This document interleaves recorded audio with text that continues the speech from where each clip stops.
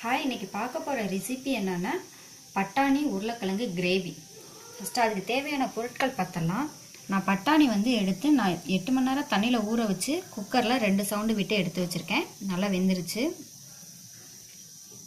ஒரு உருளைக்கிழங்கு வேக வச்சு நான் கட் பண்ணி வச்சுருக்கேன்.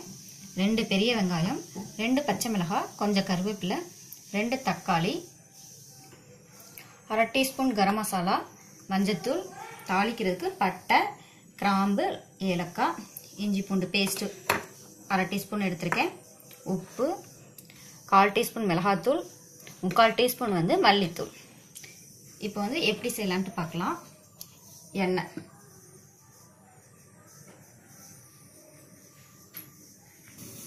ஃபஸ்ட்டு எண்ணெய் சேர்த்துடலாம்.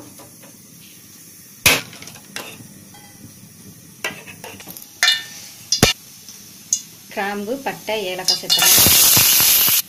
வெங்காயம், பச்சை மிளகாய், கருவேப்பிலை எல்லாம் சேர்த்துடலாம்.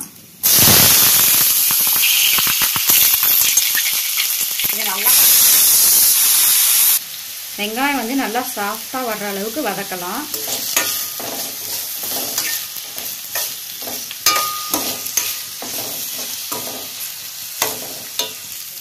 இஞ்சி பூண்டு சேர்த்துடலாம். இப்போ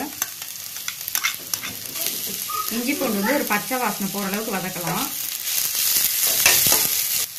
தக்காளி சேர்த்துடலாம். இது தக்காளியும் நல்லா வதங்கட்டும்.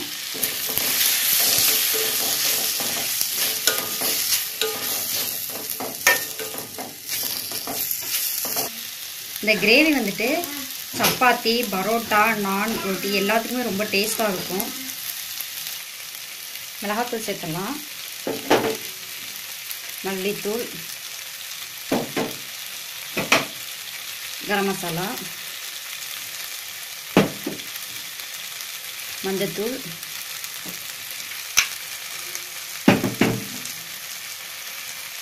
உப்பு சேர்த்துடலாம். இதை நல்லா கலந்து விடுங்க.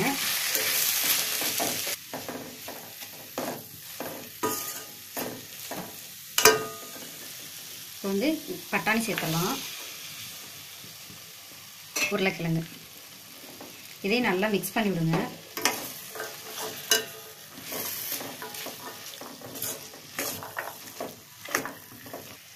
கொஞ்சமாக தண்ணி சேர்த்துடலாம். நான் இந்த இதுலேயே 1/2 கப் தான் எடுத்திருக்கேன். ஃபுல்லாக சேர்க்க மாட்டேன், கொஞ்சம் தான் சேர்க்குறேன். இவ்வளோ மீதி வச்சிட்டேன். இப்போ இதே நல்லா கலந்து விடுங்க.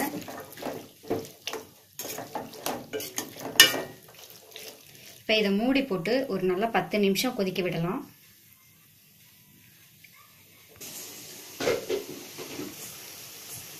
நல்லா மிக்ஸ் பண்ணி விடுங்க.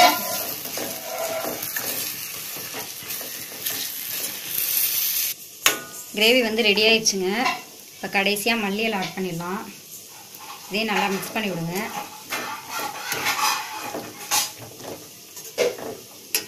உருளைக்கிழங்கு பட்டாணி கிரேவி ரெடி ஆயிடுச்சு. நீங்கள் கண்டிப்பாக உங்கள் வீட்டில் ட்ரை பண்ணி பாருங்கள். இந்த வீடியோ பிடிச்சிருந்துச்சுன்னா சேனலை சப்ஸ்கிரைப் பண்ணுங்கள். தேங்க்யூ.